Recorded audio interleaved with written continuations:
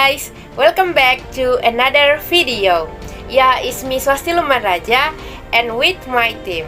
Alright, in this occasion we would like to share or discuss about the translation technique. So actually in the first semester we have already learned the translation technique, right? Yeah, but still different right now. Why?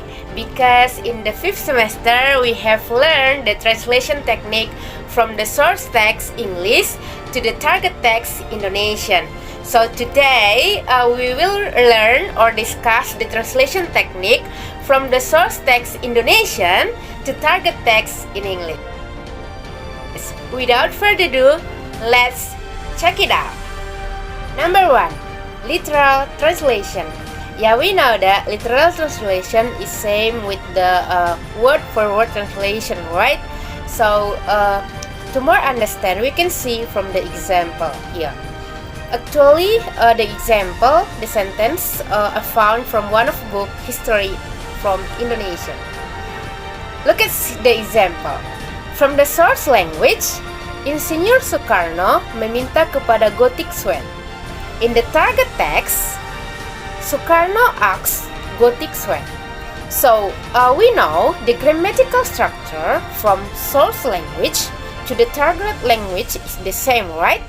So, the sentence from the source language is Soekarno meminta kepada Gotik Swan. This sentence is translated into Soekarno asks Gotik Swan. So, the name in the subject is the same and there is no word change, but the verb is translated into simple past tense because it happened in the past time as evidence that this happened in the past. Number 2. Reduction. Reduction is the translation technique when the translator reduces the source language text in the target language, but the message is implied is another part of the target language. So, to more understand, we can see from the example here. In the source language, ide ini awalnya dimunculkan oleh Insinyur Soekarno, Presiden pertama Republik Indonesia dalam rangka Persatuan Indonesia. In the target language, this idea come from Insinyur Soekarno, the first President of Indonesia. So, from the example here, we can see the translator, so the translator use a reduction technique. It can be seen from data, the word RI stand from Republik Indonesia, right, are translated into Indonesia. So there is a reduction from the source language to the target language, but the meaning of the source language can be understood, right? Number 3. Generalization. Yeah, the translation technique generalization use the neutral term or general according to Molina and Albert. So to more understand, we can see from the example here. In the source language, juragan-juragan keturunan Cina di daerah ini membuat batik untuk mereka yang berselera Cina dengan ragam hias lambang kebudayaan Cina.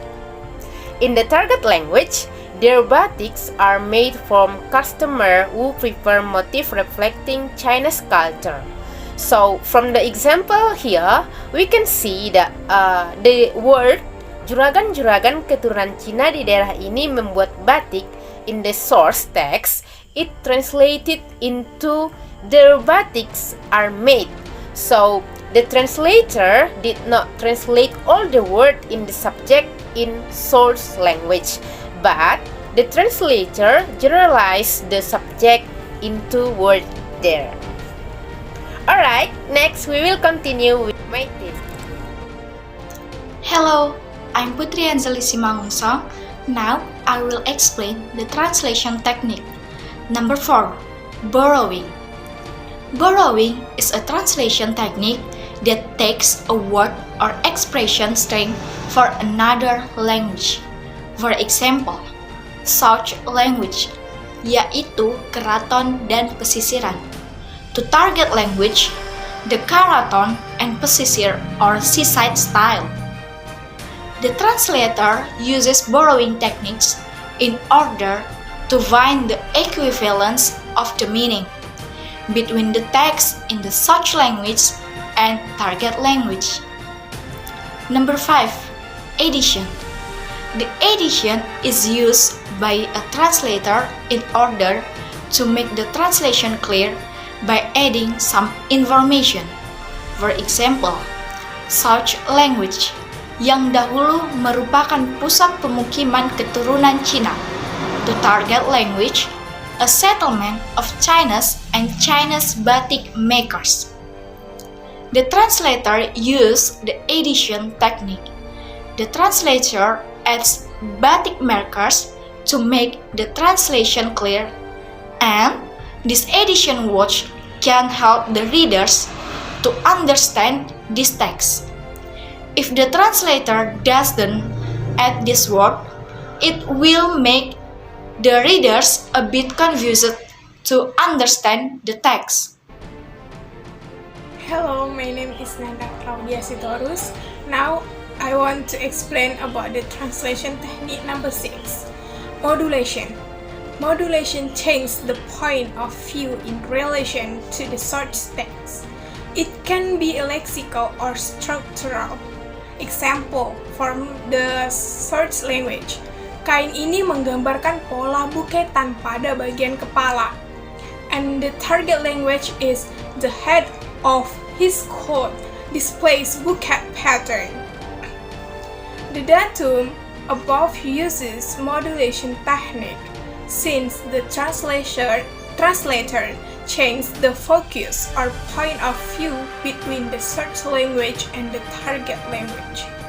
The subject of the sentence in the search language is kain ini menggambarkan, but the translator changed the focus of the target language into the head of the cloth. The translator changed the object of the search language as a subject in the target language. The use of modulation in this sentence is appropriate. And number 7, established equivalent. Established equivalent from the Molina and Albert state established equivalent is to use a term or expressions recognized by dictionaries or language in use as an equivalent in the target language. For example, search language. Kain ini menggambarkan pohon hayat yang tumbuh di bebatuan berwarna ungu.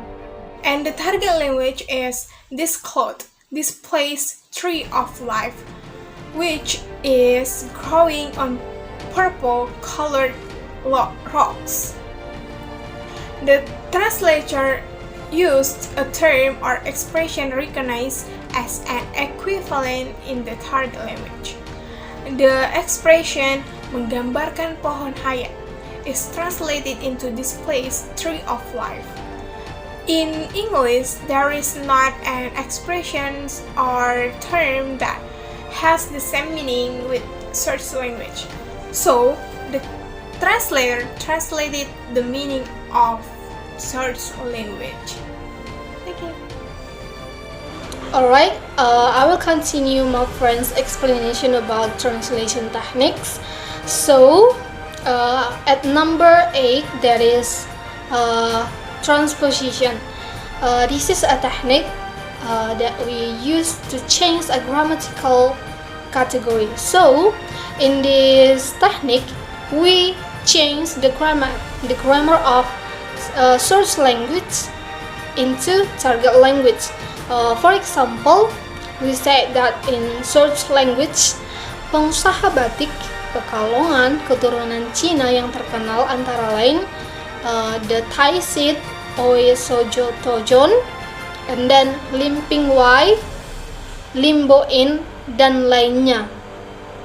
So, if we translate in target language, that is English, we say that some of popular Chinese crossbred batik makers in Pekalongan are the Taisit Oi Sotojon, Limping Wai, Limbo In, and etc.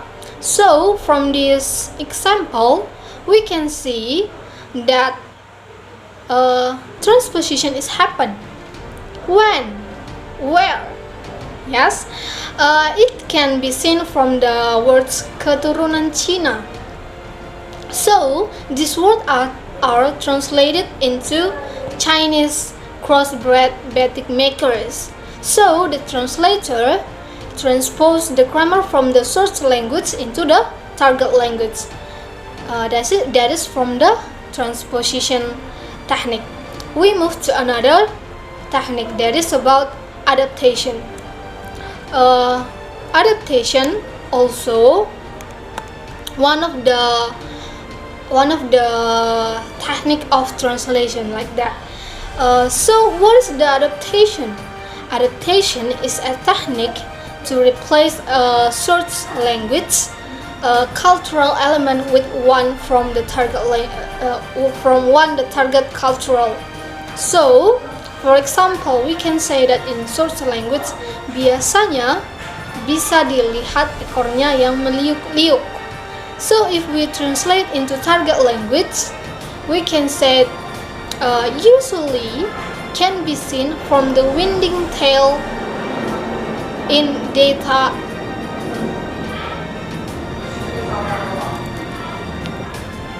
So, from the word meliuk-liuk is used to describe the appearance of something.